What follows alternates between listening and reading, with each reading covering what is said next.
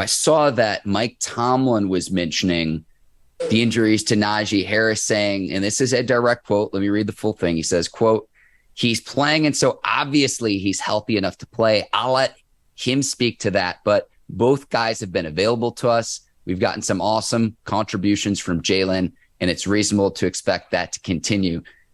End quote. Coach Tomlin being a little bit coy about the severity of what's a lower body injury, foot injury to Najee Harris, who went into the season with this.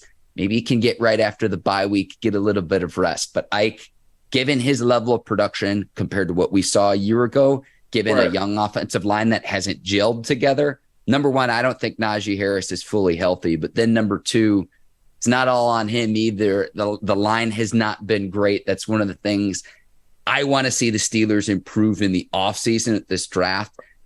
You make Jaylen Warren the feature back. I don't know that it solves really anything. I have a lot of stats showing that he's been better than Najee this season. But I go back to square one. Najee Harris is not healthy right now. And you see a lower level of production compared to when he was a Pro Bowler a year ago. Point blank period. It's just my humble opinion. I think it's the truth. Yeah, I'm not going to disagree with that. If he's not healthy, I'll definitely play Jaylen Warren a lot. And the reason why is because we have an offensive line that doesn't have chemistry. You have an offensive line that's hurt. You have an offensive line, and I feel just like the secondary, if them guys not on the same page every time, they're going to wind up being holes, and that's a hole you don't want coming on the offensive line because that's the foundation. That's exactly where it starts. You got an offensive line who's been having a lot of guys who's been in and out regardless of injury or play.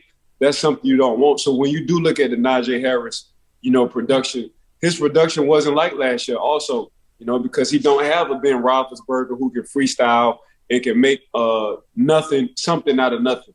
He has a rookie quarterback. He don't have an offensive line that he had a couple of years ago. So, yeah, he was a Pro Bowler. And on top of that, if you feel like he's not healthy, well, there you go.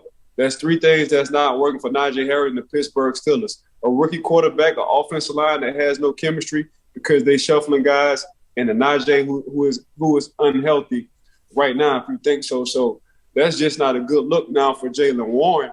Coach T said it best, he will get more opportunities because that's just what he do. He's been productive every time he stepped on the field, whether it's picking up a blitz on a third down or a second down, or whether him coming out the backfield, him just making plays and running hard.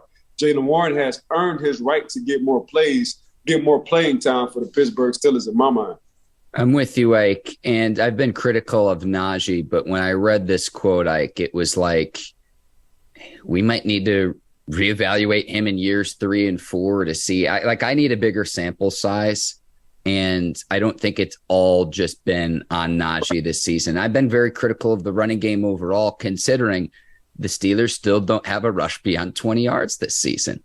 You've got to be able to have someone who can take it the distance. Not saying on every drive or every play, but just to keep a defense honest. And again, you go back to it's this never-ending circle, and it's like Ike, it's like the Spider-Man meme where everyone's just pointing at each other because of what the problems have been with this offense. Yeah, I mean, when it gets down to that, you got to start looking at how can I help the team? It's easy when you're struggling and you're losing to point the finger. But when you want to become a we instead of a me, just look at the teams who win it. It's always something they got going on that sideline or off the field or just as a coaching staff or as a player. They got something we going on. You look at the Minnesota Vikings with Kirk Cousins. It just look like a we thing. You look at Kansas City, it's just like a we thing. You look at the Buffalo Bills, it just look like a we thing. You look at the Philadelphia Eagles, it just look like a we thing. What we doing, not what I'm doing. So when you look at these teams who are very productive, who are having fun in the NFL, it's just a whole lot of we going on, and they're holding themselves accountable as well.